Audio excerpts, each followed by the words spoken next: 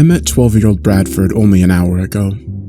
Now his head is smashed in and he's lying in a pool of blood in the middle of my basement floor. The police will be here any minute to arrest me, no doubt.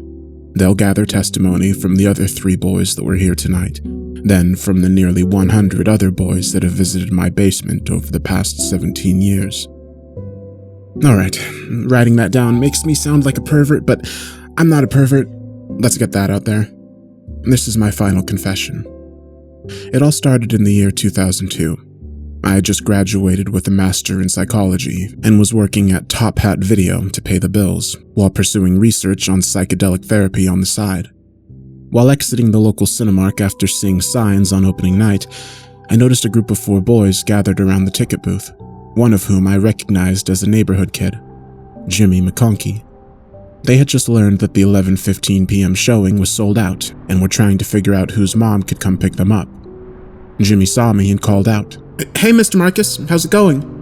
"Jimmy, what's going on?" "The signs is sold out," he said, visibly disheartened. "Damn, sorry man, I just saw it." His face lit up and his friends gathered around. "How was it?" "It was horrifying," I said. "So good." "Oh man, we'll have to try tomorrow," he said, turning to his friends.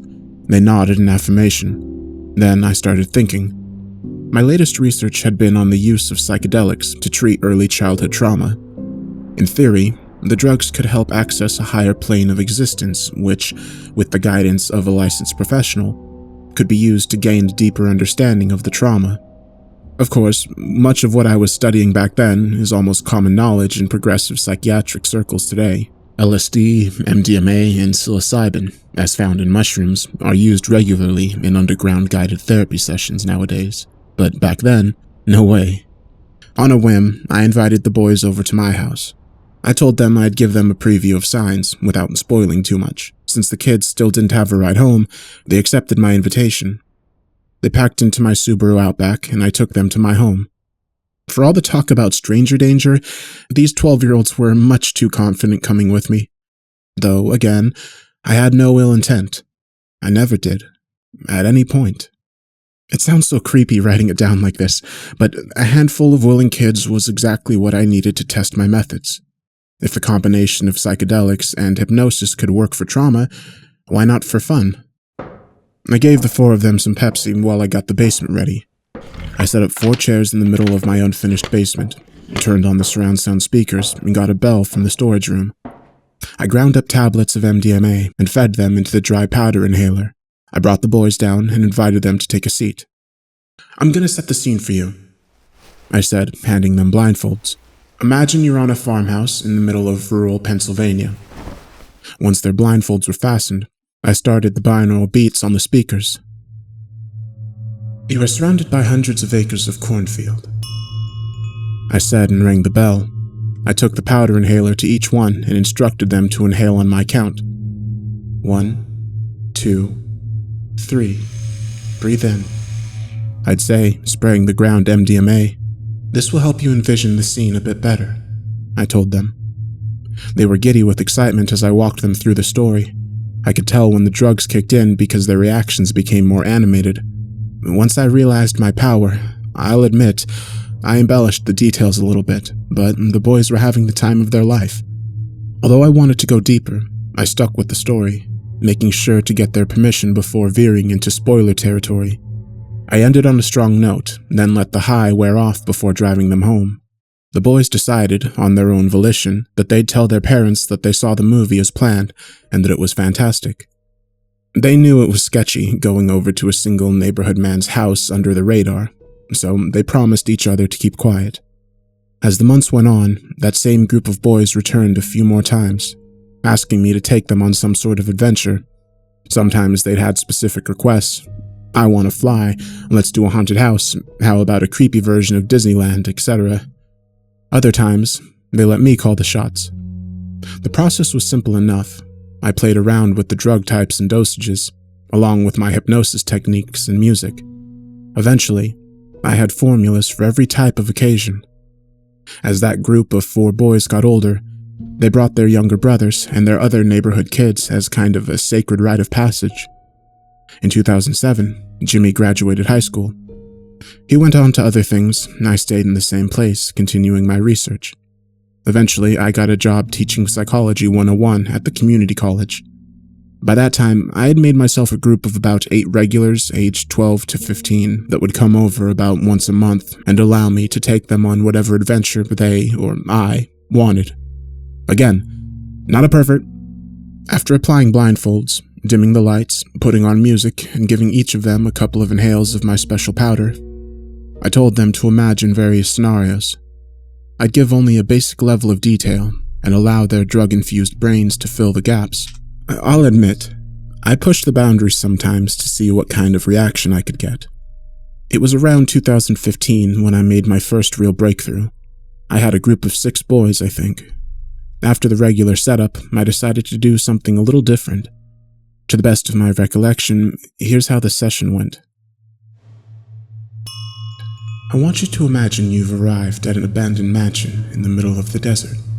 It's the biggest house you've ever seen. Very dark, very creepy. You open the rusty gate that guards the property and walk through, kicking your feet through piles of moldy leaves. You slip past what remains of the front door and walk into a grand entrance. Double staircases, a giant crystal chandelier, granite floors. It smells of mildew and dust, like it hasn't been touched in years.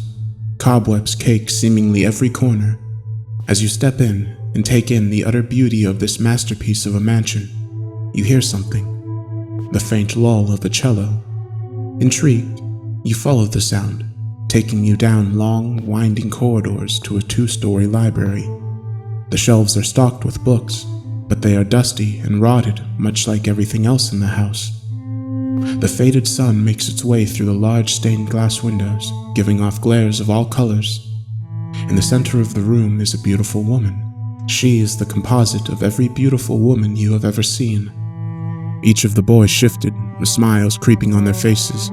I couldn't help but smile too. That beautiful woman is the one who's playing the cello.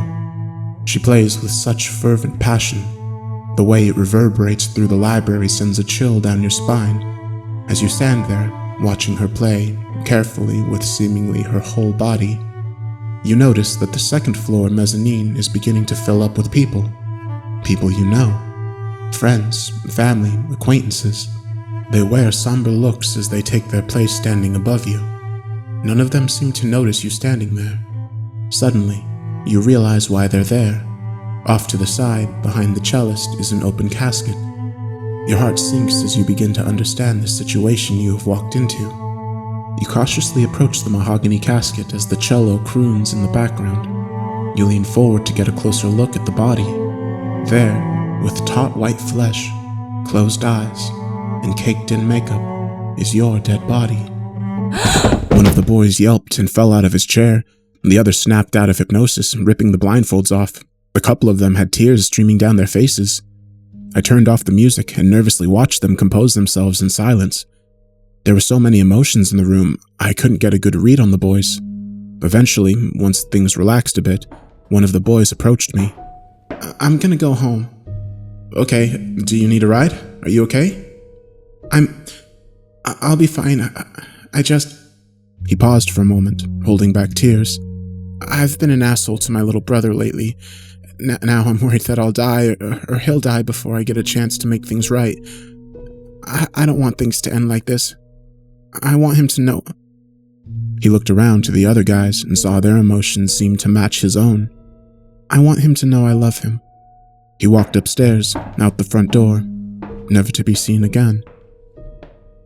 A few of the other boys expressed something similar, that there were a few people in their lives that they had been jerks to, that they had lied to, that they hadn't been nice to.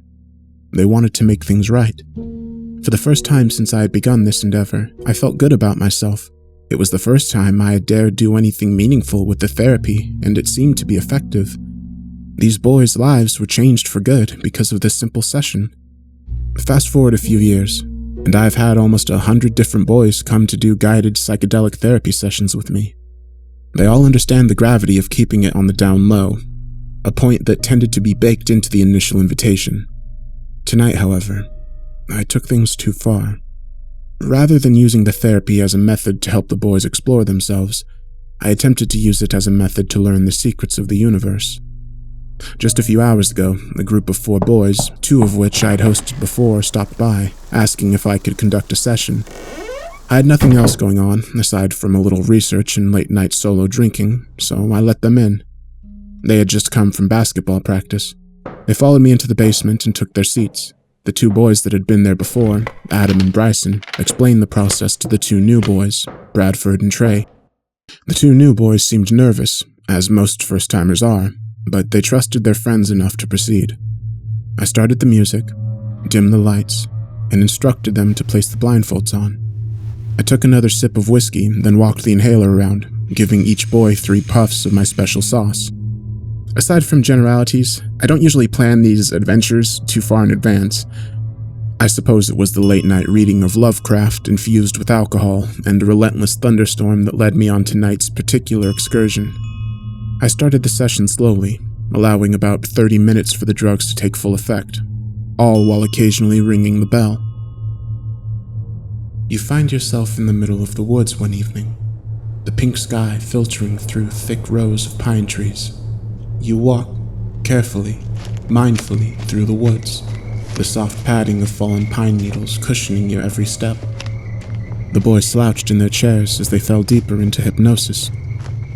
As you walk along, smelling the sweet smell of the pines, hearing the chirping crickets, you find a fallen wooden sign half buried in the ground. You dig it out and brush it off. On it reads something quite peculiar. "This way to the end of the world," it reads. You find a tree with an old rusty nail about 6 feet up and determine that this must be what the sign was attached to. You continue trekking through the woods, all while keeping an eye out for whatever the end of the world might be. The further you go into the forest, the darker it gets.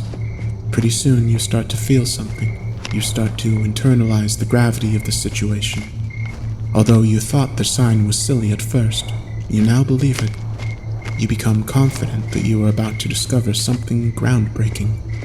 The chirping crickets suddenly stop. Ahead of you is a metal stairway that leads down into a wide hole, about 50 feet in diameter. You edge closer to the hole and realize that the fading daylight doesn't offer you enough to see the extent of its depth. You consider turning back, but the unwavering sense of curiosity gets the best of you, and you decide to descend the stairs. You go slowly at first, testing the load-bearing of each step carefully. After about 20 stairs, you feel safe and start descending quicker. Another 100 feet down, you happen upon a heavy metal door with rusted bolts and hinges. You push the door hard, and it squeaks open, revealing a man playing basketball alone in an empty arena. Each time the ball bounces, it echoes through the building and into the stairway you occupy. Some of the boys sit upright, smirking. After making a long 3, the man grips the basketball and turns slowly to face you. He walks to you very carefully. As he gets closer, you realize the man is huge. The boys grip their seats. Once he is about 50 feet away, you recognize him. It's LeBron James. The boys laugh in excitement. One of them stands up and pumps his fist. I can't help but chuckle to myself at my spontaneity.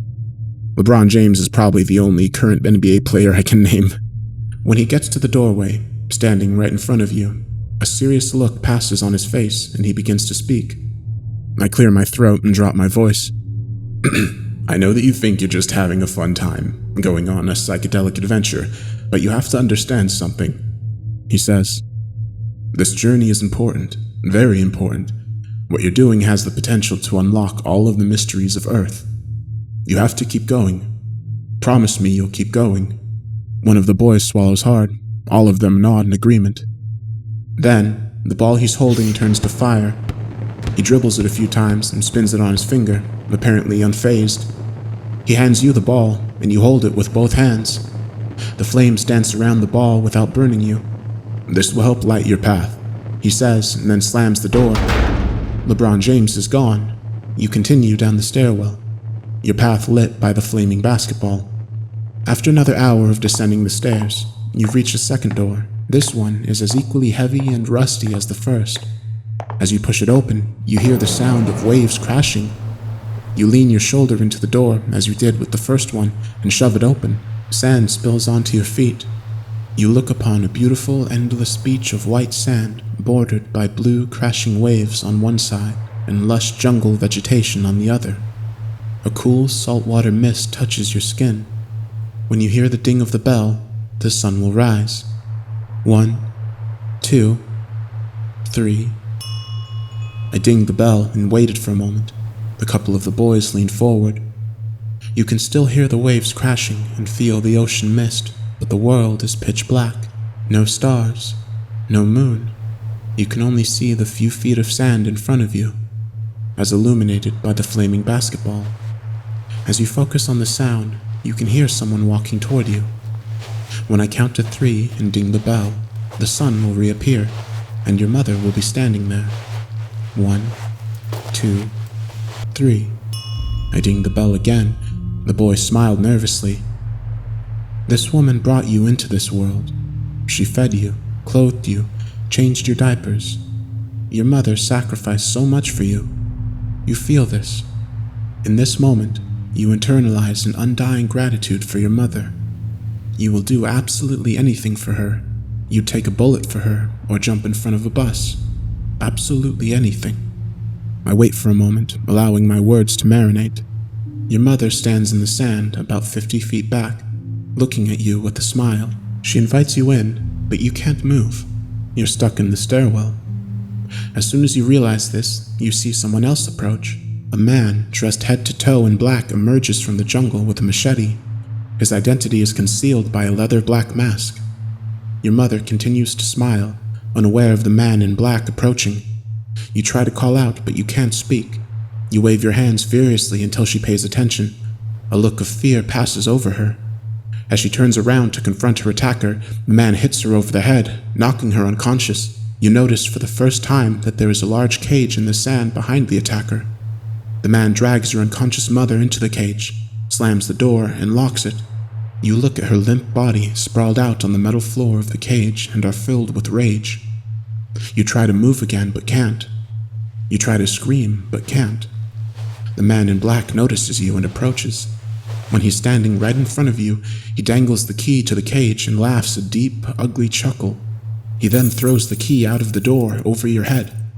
You hear it clank down the staircase, disappearing far, far below you into the void. The man pulls his mask off, revealing a horrific, warped face with gaping, bloody holes where his eyes should be. He speaks again. 1 more door. The door slams shut, booming into the stairwell. One of the boys shakes his head furiously. The other looks angry. It's working, I thought. As you continue descending the stairs, lit by the flaming basketball, you feel brave and confident, like you can confront whatever lies in the third and final door. You can get the keys to the cage, you can save your mother and find the secrets to the end of the world. You just have to keep going. You have to be... Thunder cracked outside, loud enough to make me jump and snap the boys out of hypnosis. They ripped their blindfolds off and stumbled to their feet, breathing heavily. "Oh my God, that was intense," Adam said. "You don't want to keep going?" I asked. "Man, that was enough for one night. Great trip, though. I loved meeting LeBron James. That felt so real." "Didn't that feel real?" Trey said to the others, and they nodded in agreement. "Damn lightning woke you guys up." "Well, thanks for having us over, Mr. Marcus," Brian said, picking up his hat. As they stared up the stairs, I noticed that not all of them snapped out of the hypnosis. Bradford sat still, blindfold on, still gripping his chair. "Should I wake him?" I asked the others. This was Bradford's first session, and I didn't want him to freak out when he woke. "You guys go ahead. I'll wait for Bradford to wake up," Adam said. Bryson and Trey disappeared a couple of minutes later, after making plans with Adam to meet up at Bradford's house. Adam then took a seat in the corner, excited to watch the session with Bradford proceed. You continue descending the stairs, a blast of cool air blowing past you. Bradford visibly shivered. "What's your strategy?" Adam whispered to me. I turned the music up, allowing Bradford a few minutes to descend the stairs. I walked over to Adam. The key is to get each of the patients in touch with as many emotions and feelings as possible. Happy, sad, scared, amused, etc. Then I try to create sensory experiences exposing them to heat, cold, smells, tastes. The more the hypnosis can infiltrate their brain, the more effective it is. "What's your end goal with the session?" Adam asked. I smiled. We have 5 senses, right? Yeah, sight, smell, touch, and, what's the last one? Hearing, I said. He nodded. But a lot of our brain is unused, right? I posed. Yeah. So, what if we can experience other senses, but don't know how to activate them? I asked. Like in the sense that birds or whales know how and when to migrate, or how any number of animals and insects can locate food or water in almost any scenario. They have these intuitions that we don't quite understand. And you think these sessions can activate those extra senses? I don't know if it's possible to activate them in the real world necessarily, but I do believe we can activate them within the hypnosis. What kind of senses? I took another sip of whiskey. It's still a theory, but I think we can tune our inner antenna, so to speak, to understand the secrets of the universe. Like what? Like if we're alone in the universe, like how all this came to be, like what happens to the souls who have passed, I said. Adam sat in contemplation for a moment and then smiled. Damn, well, let's hope Bradford can bring us home, he said. I tipped my glass to him, sipped my whiskey, then took my place at the front of the room. Bradford hadn't moved an inch. As you descend the stairs, you begin to hear voices calling from above. You hear your dad, your siblings, your friends. They all voice their support. You can do it. Keep going. You're almost there. Be brave. Bradford sat tall in his chair. Getting closer, I thought. The flaming basketball finally finds an end to the staircase. You step onto the cobblestone landing and look around. You have descended into a large silo of some kind, maybe a cave or a well, with nothing but a door of similar size and configuration as the first 2 against the wall. On the ground, a flicker of light reveals the location of the cage keys, wedged between 2 stones. However, before you can pick the keys up, you realize that you must first open the door. Just then, someone descends the stairs behind you, but you don't feel scared. The person steps into the light of the flaming basketball, and you realize that it is you. You are standing face to face with yourself. He smiles at you, and you smile back. Bradford smiled, and I looked to Adam. He gave me a thumbs up. The other you puts his hand on your shoulder and looks into your eyes. He's almost like a more self-assured version of yourself. He's fearless. He's brave. He's a hero. You must understand, he says. You have been endowed for this mission. You were chosen long ago for this mission. Behind this door lies a cloud of knowledge. When you open the door and step inside, you will be immersed in this cloud. You will be met with a deep understanding of the mysteries of the universe. You will see the origins of creation. You will understand the immensity of all that exists. You will know these things and understand them in a way that will allow you to communicate your findings to the others in the real world. I took a deep breath and looked over to Adam again for approval. He nodded, a look of utter anticipation on his face. Do it, he mouthed. The other you stands aside and disappears, leaving nothing between you and the door. You understand what you must do. You take 3 steps forward, place one hand on the cold metallic door and apply pressure. As you do, you feel something trickling down your upper lip. You stop pushing and wipe your nose. You were bleeding. Adam and I watched Bradford carefully for about 15 seconds before he gently wiped his nose.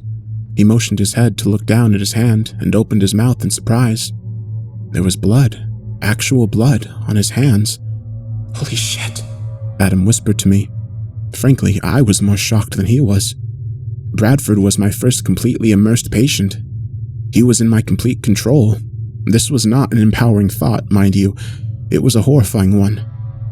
I briefly considered pulling the plug on the whole thing right then, guiding him away from the door and back up the staircase to the real world, but I didn't.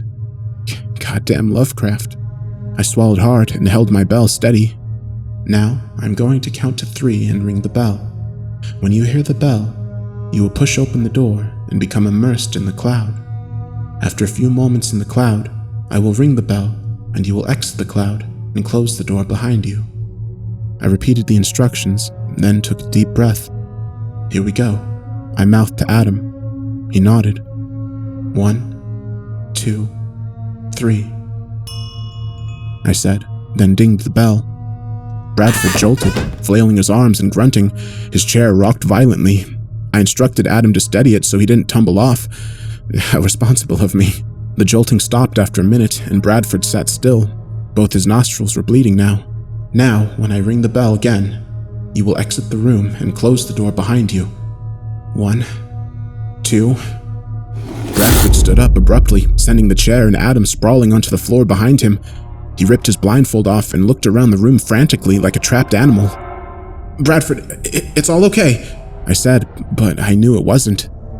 He didn't wake up on his own volition, nor was there an external stimulus to wake him up, my bell or a loud noise like the thunder before. Something inside the hypnosis woke him up. Adam stumbled to his feet. "Bradford, it's all right, buddy. It's me, Adam, right here," he said and reached for him. "No!" I yelled. "Don't touch him! Come here!" I told him. Adam obeyed and stood next to me against the wall. Bradford looked around anxiously for another minute, his feet unmoving, then fixed his eyes on the concrete block wall on the opposite side of the room. "Stay here," I said to Adam. I walked to the other side of the room between Bradford and the wall, the bell clutched in my hand. Frankly, I didn't know what to do. I had to assume he was still under some kind of hypnosis, though I didn't know whose. "Bradford, when I count to 3 and ring the bell, you will come out of hypnosis. Again, when I count to 3 and ring the bell, you will come out of it." He bolted straight at me, knocking me to the side and plowing straight into the wall head first. "Shit!" I yelled, stumbling back to my feet. Adam ran over. Between the two of us, we held Bradford down. He had a large gash on his head and a steady stream of blood pouring down his face, but he didn't seem to be in pain. "Bradford, listen to me," I said. He turned his head toward me, revealing jittering pupils, as if there was an earthquake behind those eyes. Adam was crying. His phone buzzed across the room, diverting our attention for a moment. "Do we call the cops?" he asked. "Yes, call 911, I said, trying incoherently to piece together a story in my mind. Once Adam got to his phone on the other side of the room, Bradford began seizing, knocking me on my ass. I backed up, recognizing my feeble body to be no match for his apparent raw animal strength. "Please, Bradford, breathe with me."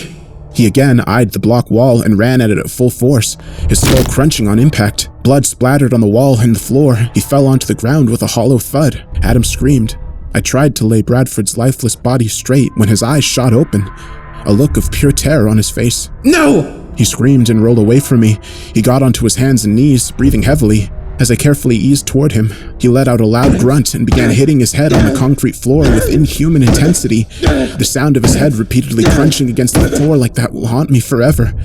Blood continued to pool behind him. I backed away from him, helpless. Adam screamed in horror. After 5 or 6 hard hits, Bradford finally collapsed onto the ground, splashing in his own blood. Tears were streaming down my face. Adam was sobbing uncontrollably. A few moments passed in bone-chilling silence. Did you call anyone? I asked with a shaking voice. Adam stared, unblinking, at Bradford's mangled head resting on the ground. "Adam?" He snapped out of it. "No, he said, swiping through his phone. "Okay, the story, our story," I started. Then Adam's eyes grew wide. "What?" I asked. The others, Trey and Bryson," Adam said, staring at his phone with his hand covering his mouth. "What is it?" "When they got to Bradford's house, they found Bradford's mom on the kitchen floor," he said and looked up at me. "She's dead." "Shit," I said. "It's the hypnosis. It has to be." "No, that's impossible. The hypnosis can't control someone who isn't under hypnosis," I said nervously. "It can't be related. No way." "You said that the goal was to tap into other senses, right? To activate other parts of the brain," Adam said. "Well, yeah, that's the theory, but either way, how would that kill Bradford's mom? I don't know if the only thing I can think of is that clearly Bradford was all in. I mean, you hypnotized him into a bloody nose, didn't you? Maybe when you put our moms in a cage on the beach, I don't know," he said and slipped his phone into his pocket. Oh shit, I need to check on my mom," he said and darted up the basement stairs. Now I sit here in my cold, mildewy basement with this dead boy's body, penning my final haunting confession. For the record, I want to apologize to Bradford's family. I take full responsibility for his death, and in the case that I am the cause of Bradford's mother's death, I apologize for that too. I don't really want to think through the scientific implications if that is the case, to be honest. All I know is that whether I spend my days as a free man or behind bars, I don't know that I'll ever be able to sleep again, wondering what Bradford saw when he opened that door and stepped into that cloud. Something he saw drove him to this madness. That much is clear. I hear the police sirens outside now. One last note to the psychiatric community, or those who may be looking to build upon my research. Some things are better left unknown.